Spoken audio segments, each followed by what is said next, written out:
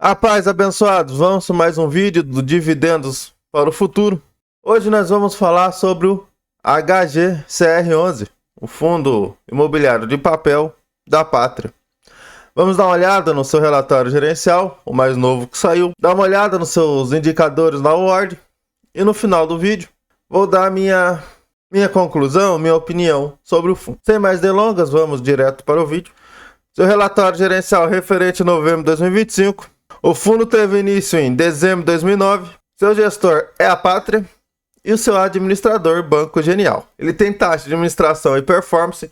A sua taxa de administração é 0,8% ao ano sobre o valor de mercado do fundo. Aqui já é um ponto positivo, porque é valor de mercado. Então, se o fundo tiver descontado no mercado, a sua taxa de administração será menor. Se tiver no VP, será maior. Justo, né? E se estiver acima do VP, significa que a gestora provavelmente está fazendo um ótimo serviço. Por isso que os cotistas estão pagando acima do VP e a taxa de administração também será maior. Mas aqui um adendo. Geralmente, pelo menos no meu ponto de vista, lembrando que nada que aparecer nesse vídeo será recomendação nem de compra nem de venda, e sim apenas conteúdo didático para auxiliá-los nos seus estudos. Mas voltando no racional, fundo imobiliário de papel, no meu ponto de vista, no meu jeito de investir, eu não compro acima do VP. Ele tem um ponto negativo, taxa de performance. A sua taxa de performance é 20% sobre o excedente de 110% da média do CDI. Aqui ele traz seu panorama macro, vou pular, mas se você quiser ler, pausa o vídeo e dá uma lida direitinho. Aqui ele traz alguns resumos. O fundo tem 1,5 bi de patrimônio líquido. Sua cota patrimonial R$ 97,90. Já a sua cota a mercado, no dia que foi fechado esse relatório, estava R$ 93,34. Vamos ver hoje quantos que tá. Hoje, no dia que estou gravando esse vídeo, no dia 19/12, tá R$ 95 sua cota a mercado. Isso dá um dividend yield de 13,5% e um PVP de 0,97, ou seja, ele está levemente descontado, quase no seu preço justo. E uma liquidez diária de 3,2 milhões, que como podemos ver, 83%, segundo a Ward, 83% está em CRI, 13% fundo imobiliário e 2,8% em fundos imobiliários. Nós vamos ver no relatório gerencial que lá esse número está diferente. Antes de nós voltarmos para o relatório gerencial, eu te convido, se você ainda não for inscrito no canal, se inscreva no canal, deixa o like, ative os sininhos e deixe um comentário sobre o HGCR ou até mesmo uma recomendação de conteúdo. E não se esqueça de compartilhar para amigos e parentes que for gostar dessas informações. Ele tem um volume médio diário de negociações de 3,7 milhões. Seu último rendimento foi de R$1 por cota. E ele tem uma reserva acumulada de 62 centavos. E ele tem cerca de 99 mil cotistas. Quase 100 mil. Tá beirando 100 mil cotistas. Aqui é o comentário da gestão. Que ele fala sobre os resultados e o rendimento. O rendimento nós já vimos que foi R$1 por cota. Em novembro, o fundo apresentou um resultado distribuído de 91 centavos por cota. E distribuiu R$1. Esse resultado de 91 centavos por cota foi impactado positivamente pela venda e recompra do CRI BR12 Sub. Por que ele vendeu e recomprou? Isso daqui foi para destravar reserva. Com isso, aumentando a sua reserva. Ele vende e já recompra. Alguns fundos já fazem isso, alguns fundos ele vende e depois de um tempo ele recompra. Que é chamado a famosa alavancagem do fundo de papel. Que são as compromissadas reverso. Ele também teve outra movimentação, vendas do CRI Iguatemi Fortaleza Mezanino e o Sênior, gerando um resultado caixa distribuível total de 5 centavos por cota.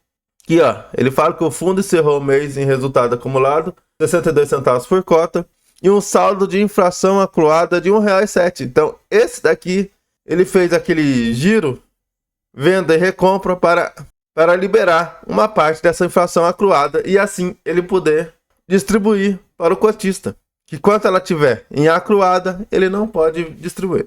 Totalizando R$1,69 por cota em resultado, tanto acumulado, tanto da inflação acruada. Aqui ele traz o resumo da carteira.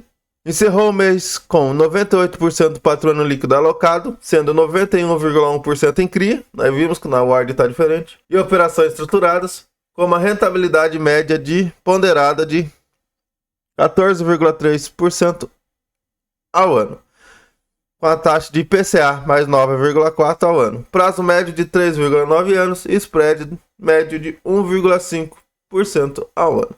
Só que diferente lá da Ward, aqui ele não traz os ativos que ele tem fundos imobiliários. Então, ele já deve ter colocado junto aqui no patrimônio líquido alocado. Que ele fala que a carteira conta com 41 CRI e uma operação estruturada, sendo 90% da carteira indexada a IPCA, com a taxa de IPCA mais 9, e 10% indexada a CDI, com a taxa de CDI mais 3,7. E tem 0,1 em GPM. Aqui ele fala, o fundo tem uma alocação estratégica em fundos imobiliários, mas ele não traz a porcentagem. Aqui ele traz o movimento da carteira, referente a novembro e dezembro. Em novembro, ele teve a venda e a recompra do CRI BR12 Sub, no montante total de 34 milhões. Ele teve também a venda do CRI Iguatemi Fortaleza Mezanino e o Sênior, no montante total de 1,8 milhão, dando uma destrava de reserva de 0,003, então deu menos de meio centavos. E aqui em outubro teve uma assembleia dos CRIs JFL e PES 1 e 2, que teve a alteração da remuneração de ambas para CDI mais 2,90% e teve a exclusão de uma das garantias, que foi a alienação fiduciária de imóveis. Aqui, segundo a gestora, essa movimentação de outubro trouxe uma melhora no carrego da carteira. O fundo não tem compromissados reversos. Aqui só performance no mês. No mês ele foi negativo em 0,8%, contra o IFIX foi 1,9% positivo, CDI bruto 1,1% positivo e o IMAB 2% positivo. Então ele foi o único negativo no mês. Sua média de dividendos é R$ 1,03 dos últimos 12 meses. Aqui a DRE, nós já vimos que ele já explicou tudo lá em cima, mais ou menos. Mas o que tem de diferente aqui é o total de despesa. Dá uma detalhada um pouquinho nessa despesa, nessa receita. Ele tem que ser 84 centavos com juros e correção monetária, que são os CRIs. Teve 6 centavos de resultado com fundos imobiliários. E 6 centavos com a receita extraordinária. Isso deu uma receita total de 14,8 milhões, ou 96 centavos por cota. Ele teve 7 centavos de despesa, que deu, e mais 2 centavos com resultado financeiro líquido, que deu um total de 91 centavos distribuível e distribuiu R$1. Aqui sua reserva, ele diminuiu sua reserva de 71 centavos para 62 centavos, ou seja, ele teve que usar 9 centavos de reserva acumulada para compor o resultado distribuível. Aqui essa carteira de ativos, seus principais setor é o varejo com 41%, residencial com 19%, logística com 19%, sua distribuição geográfica, principal estado é o estado de São Paulo com 48%, então quase 50% dos seus CRIs estão geograficamente em São Paulo. Aqui essa carteira de ativos, seus três principais é o Almeida Júnior 1 com 8,11% no PL, segundo o Quatá com 4,88% e o GPA Sênior com 4,84%.